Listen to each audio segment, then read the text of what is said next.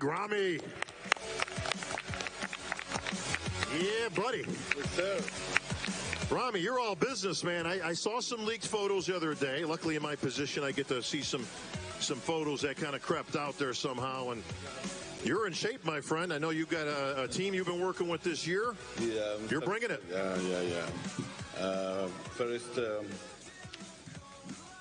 I need to thank you for Mr. Jemanian and Mr. Jacob, Mr. Dansam, Mr. Steve Weinberger to give me this opportunity to be here in this stage again. I know it's hard, and everyone here know what has happened, and he gave me that invitation to be here, and I'm really thankful for that, because I working very hard to be here this year.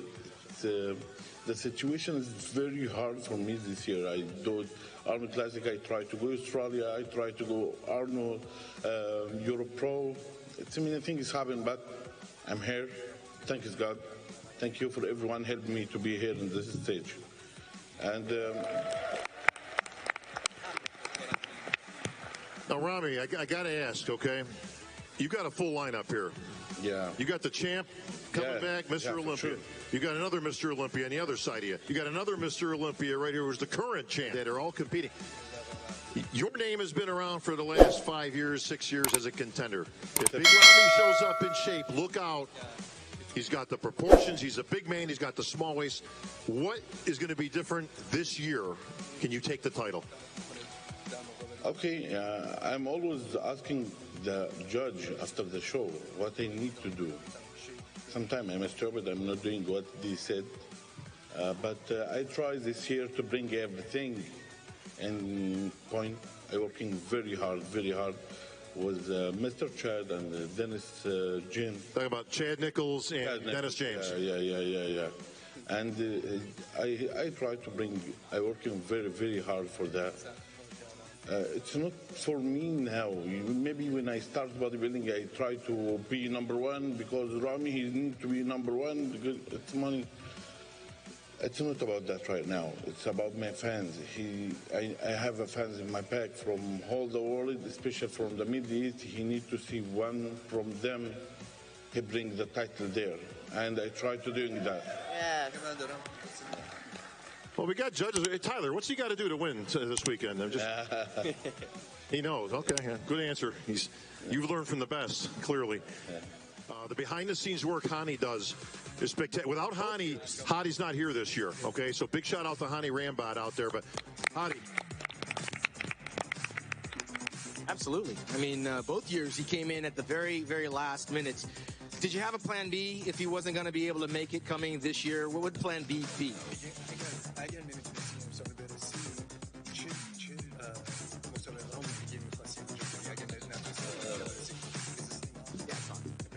خیلی خوشحالم که امسال باز در حضور جمعیت و مردم هستم و تبریک میگم که باز ذکر جکتون نژاد.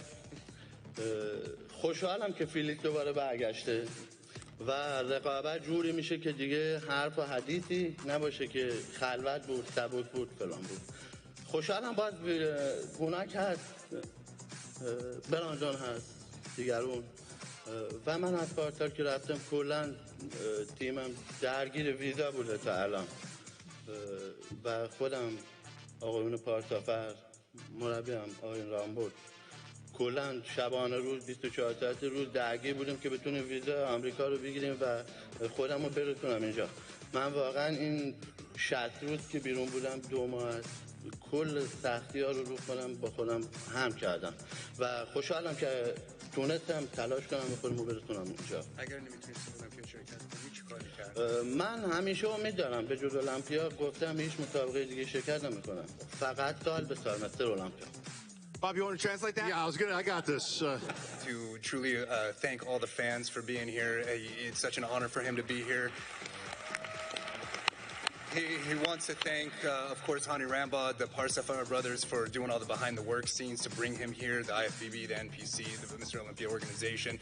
He says that it's an absolute honor to be here sitting next to every gentleman here, as you heard him name, from William, Rami, Brandon, Phil, who am I missing, Dexter, every single one of them.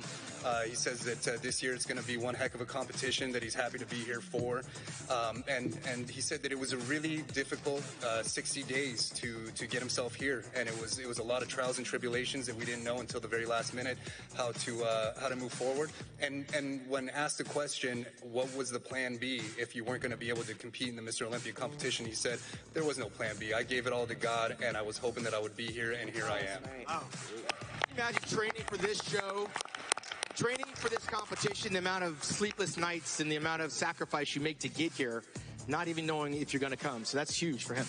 Listen, the stress these athletes are under, especially our friends from overseas, especially this year with all the nuttiness going on and the COVID restrictions, flight restrictions, country restrictions. You just got to tip your hat to these guys. I mean, listen, it's hard enough getting ready for a show.